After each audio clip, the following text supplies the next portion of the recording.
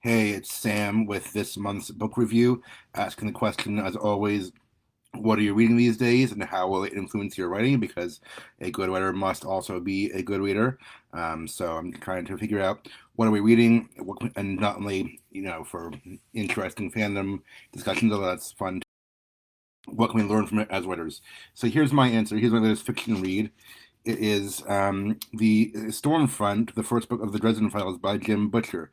Some of you are familiar with this. If not, I'll give you a quick rundown and then tell you what I liked, what I didn't like, what I learned from it as a writer, or that I can apply to my own writing. So, Jim Butcher, I've read a couple of his before. He writes sci-fi, fantasy kind of thing. I've read his book. He has a couple of major series, and this is one of them. Uh, this is the first time I delved into one of his major series. I've read one called The Aeronaut's Windlass, which is supposed to be the first of a series, except I don't think he's written the second one yet because he seems to be focusing more on other things, or I'm sure he's started it, but it's not out yet. Um, and then I've also read one by him called actually a Spider-Man novel. I read it years ago in high school because Spider-Man is my thing, and I just found that novel at the comic book store one day. Spider-Man: the Darkest Hours by Jim Butcher when he was probably still big, but not as big as he is now. I read that one probably 15 years ago. So anyway, this though is one of his major series, the Dresden Files. If you haven't heard of it, it's basically trying to delve, or I guess trying to meld or combine detective fiction with fantasy. So the guy Harry Dresden, he's a wizard. He calls himself that, but he lives in the real world. He lives in Chicago. He operates there. It's a kind of, I mean, it's modern day, but it's like hard boiled detective. Like he's on these cases, trying to find out, find a missing person or find out what's going on, solve a murder, whatever. But there's a supernatural element involved. So that when basically when the police have a murder they can't solve, and it seems to be magic involved, it's not their area. They come to Harry. So it's interesting. It's detective fiction, it's solving a mystery, but with a magical fantasy twist. And if you're not familiar with it, I mean, this is the first time I've actually read it. I'd heard of it for a while. This is the first time I've actually read it. There's like, I don't know, 15 or 20 books in the series. He's written several of them now.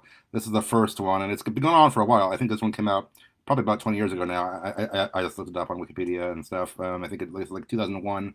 So he's been at this for a while, and the series has gained, popularity. Was even a short-lived TV show apparently. I might watch it eventually. So I read the first one. My friend was telling me to get into it, and I've heard of the series before. I know of Jim Butcher from other things I've read. I know I like his style. He's a very good writer. He understands the voice of his characters. Um, so I like this one overall. There's we have to go ahead and tell you what I liked about it. Um, I think one thing he does really well is getting this, I guess kind of the dialogue and getting the character's voice really down.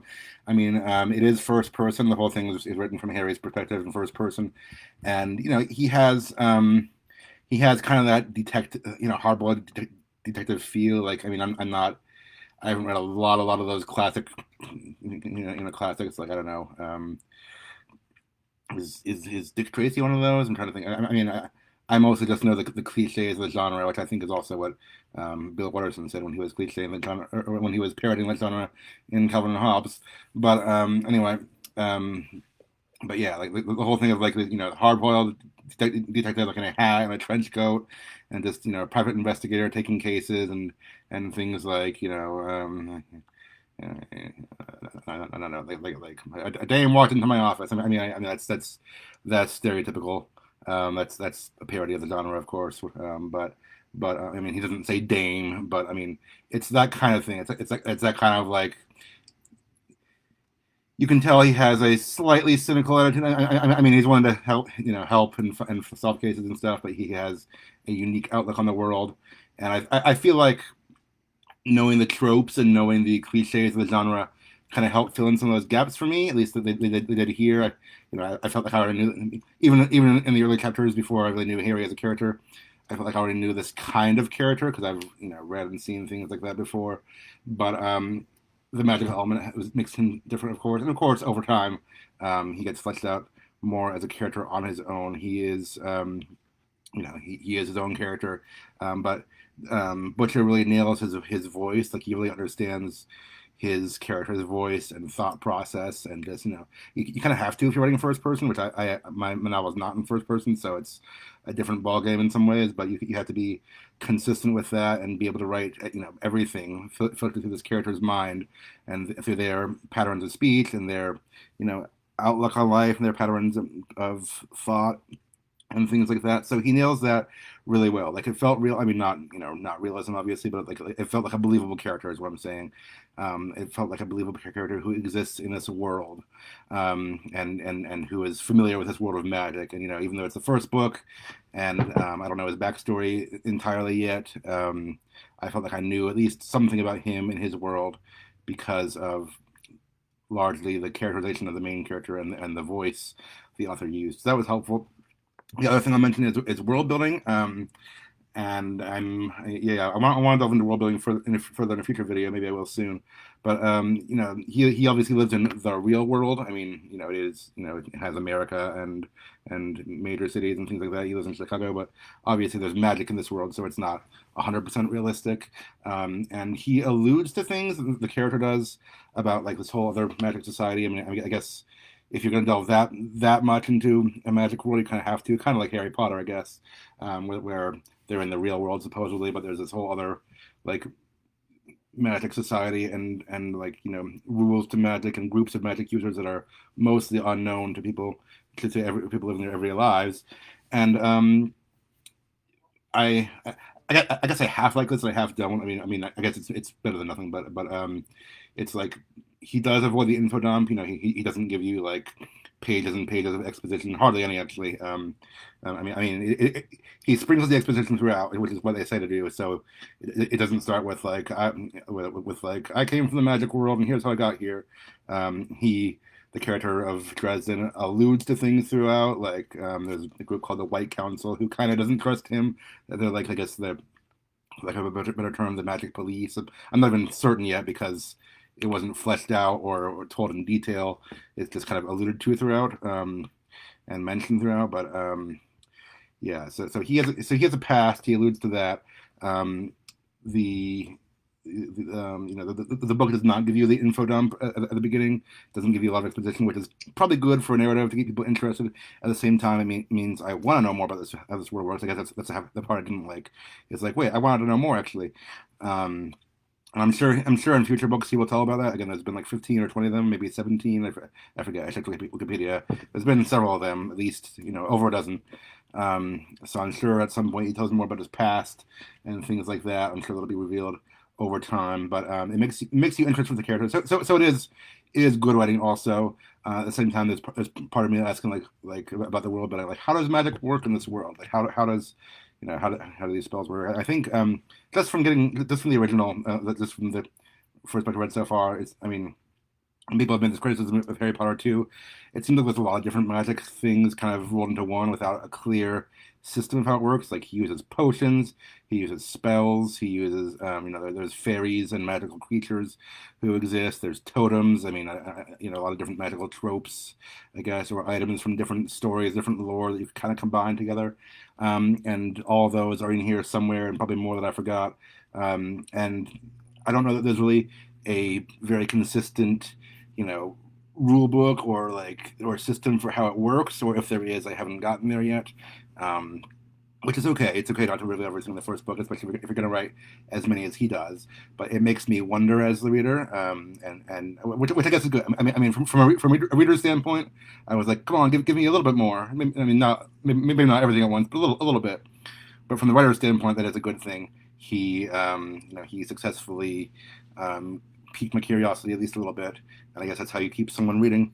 The other thing I mentioned is something I didn't like as much, and it's there is some grotesque graphic content in this book, and I don't always judge a book solely by that. I try not to because you can have good art even if there's bad characters or bad bad content, whatever. However, after a certain point, a certain threshold, I feel like I have to at least give people a disclaimer about it. There was more than I was expecting here. And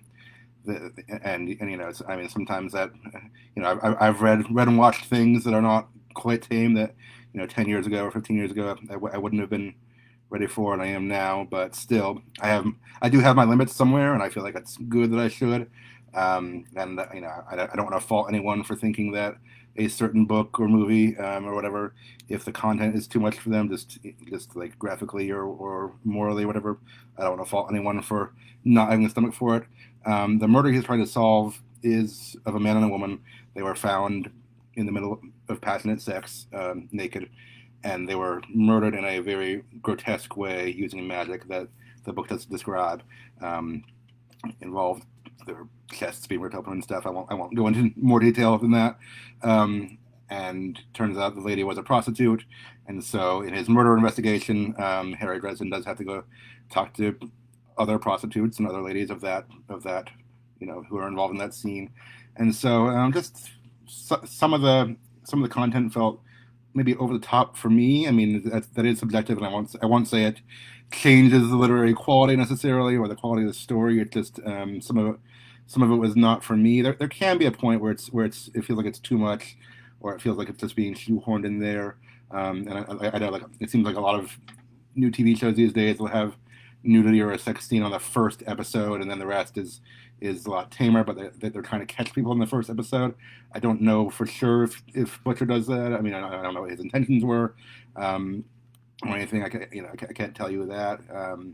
If it's so it's kind of a subjective thing. I won't say objectively, definitively that it was just shoehorned in there just for audience reactions, but some of that did maybe challenge my threshold on those things, and it me personally, and just made me question whether or not I want to read further. So I don't know. I liked the character's voice. I liked the world building. At least I mean, I like the concept. It's an interesting concept. Um, but even as I was reading, I don't know. I can't quite put my finger on this either. I was feeling like there's not really. I was feeling like I wasn't drawn in as much as I had expected to be, because again, I've read two books by this author before. I like him. He's fast paced. He's witty. He writes interesting characters. I've been drawn into the books I've read by him before. And this one, I enjoyed it, but I don't think I had a moment. I remember like waiting to be drawn in more, and I guess that's also subjective. I can't really place. It kind of depends on your reading experience. Like I can't really tell you objectively he did this thing or didn't do this thing that made it have that effect on me. I just maybe after it was hyped up. To me, I read the first one, and the first one wasn't as enthralling as some people have said. I did have a couple of my friends tell me that it really picks up on the third or fourth one, because it's a series. If there's 15 books or more, they can't all be the best one. So maybe the first one isn't the best. Maybe it picks up later. Also, again, the graphic content bothered me, I guess, a little more than I expected it to. Maybe that was part of why I just had a hard time with it. I mean, I enjoyed it. It was a fun, light read, but still not maybe as enthralling as other ones that I've read of his, to me personally. But I wanted to check it out and give it a chance because I've heard good things, and um, thought I could pick up a few things from that too. So I'd say writing tips for today in the last couple minutes or so. Know your character's voice, especially if you're first person. Just be able to really have a familiar enough character who well, and then you can write them well to the reader, and the reader will connect with them too. To balance your world building, I guess. Again, don't do the info dump. Give the reader just enough that they're curious, and they'll keep. If you allude to things without giving them all away at once, hopefully they'll keep coming back for more. 3, I guess, would be, and this is again subjective, but kind of just be aware of your audience and your readers' sensibilities or I guess their maybe stomach for things when it comes to graphic content. I mean, again, I've read and watched stories that have graphic content as much as or more than this, and I think there's a way to do it well. But sometimes it just I don't know. It's subjective. It's hard to place. Sometimes it's too much for me. And that's also depends on the individual reader. So know kind of what your reader will tolerate there. That's what I'll say to the writers today. But anyway, thanks for listening. So I recommend this book with caution if you're able to handle the content. enjoyable read if that doesn't bother you. And keep reading, keep writing. Hope you picked up a few things from today's read or today's review that you can apply to your own writing too. And I'll see you next time. Bye.